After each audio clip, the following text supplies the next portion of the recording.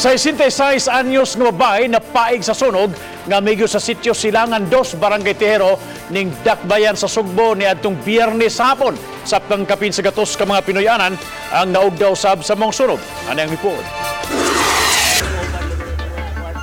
Kining cross nga puthaw nga nagbarog sa naugdaw nga balay ang timailhan sa kamatayon sa 66 anyos nga si Lilianin Trampas.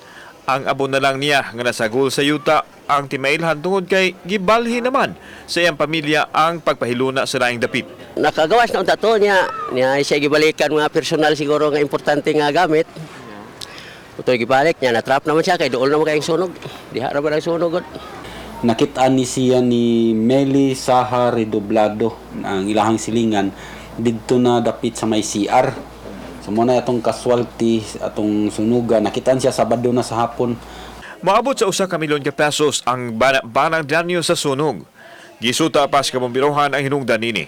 Samtang subling mibangon ang mga mulupyo nga nasunugan pinagi sa pagtulda haduol sa ilang dapit. Kalbaryo nila ang kainit ilabi na. Panahon sa udto tungod kay trapal naman ang ilahang salimbong.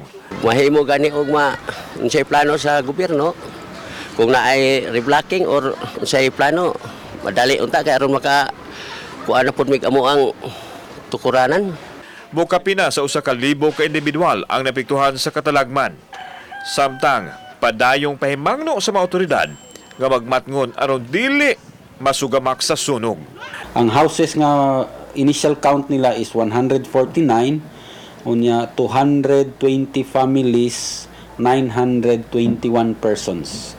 So manigi kaning record ani sa ato ang disaster. Kauban si John Solon, ako si Alan Domingo. Balitang Bisdak.